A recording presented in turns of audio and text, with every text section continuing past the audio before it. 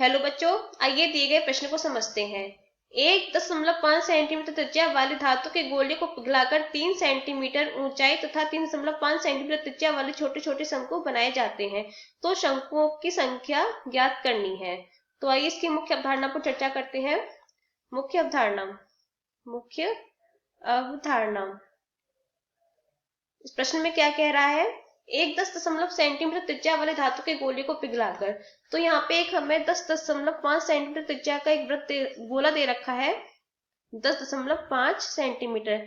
इससे कई सारे शंकु बनाए जा रहे हैं, जिसकी ऊंचाई कितनी है? 3 सेंटीमीटर और त्रिज्या कितनी है? 3.5 सेंटीमीटर। इसकी ऊंचाई हमने ले ली है 3 सेंटीमीटर और त्रिज्या कितनी है? 3.5 सेंटीमीटर। तो यहां से हम लिख सकते हैं, माना गोले को पिघलाकर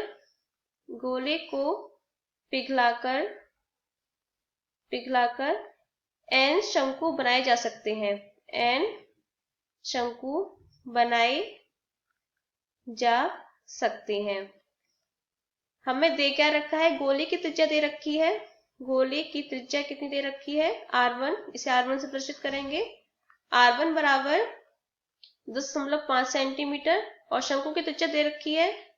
शंकु की त्रिज्या r2 बराबर, से r2 से प्रदर्शित करेंगे, r2 बराबर 3.5 सेंटीमीटर और शंकु की ऊंचाई दे रखी है 3 सेंटीमीटर। अब ये जो शंकु है वो गोले को पिघला करके ही बनाए गए हैं, तो यानी कि यहाँ से हम कह सकते हैं जो गोले का आयतन होगा वो इन n शंकुओं के आयतन के बराबर होगा। तो यहाँ से हम लिख सकते हैं गोले का आयतन बराबर n शंकुओं का आयतन, n शंकुओं का आयतन। गोले का आयतन का सूत्र क्या होता है? 4/3 पाई r का घन बराबर n गुणा शंकु का आयतन कितना होता है? 1/3 गुणा पाई r का वर्ग गुणा h। इसे सरल कर लेंगे तो यहाँ से पाई से पाई कट जाएगा, 3 से 3 कट जाएगा और यहाँ पे r1 और r2 के मान रख दीजिए। गोले का आयतन हमने r1 से लिया है और त्रिज्या हमने और शंकु की त्रिज्या हमने r2 से ली है। तो आइए इसके मान रख देते हैं, तो कितना आएगा? 4 गुणा, यहाँ पे r1 का मान कितना था? 10.5 सेंटीमीटर, तो रख देते हैं 10.5 बराबर n गुणा, अब इसका मान कितना दे रखा है? r2 का मान कितना है? 3.5, 3.5 का वर्ग गुणा h का मान कितना दे रखा है? 3 दे रखा है और यहाँ पे 10.5 का घन है। तो इसे सरल कर लेंगे तो क्या मिलेगा? n बराबर 4 गुणा 10.5 को इस तरह से लिख देंगे, 10.5 गुणा 10.5 गुणा 10.5 बटे 3 गुणा 3.5 गुणा 3.5।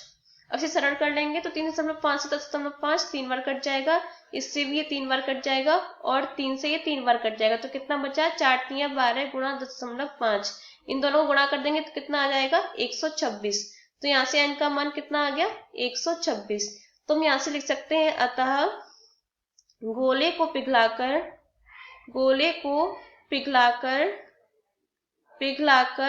126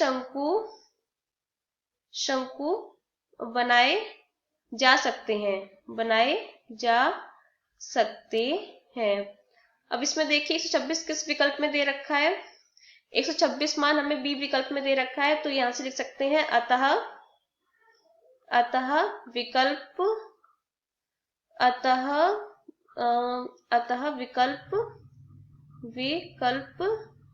बी सत्य है। आशा करते हैं आपको प्रश्न समझ में आया होगा। धन्यवाद।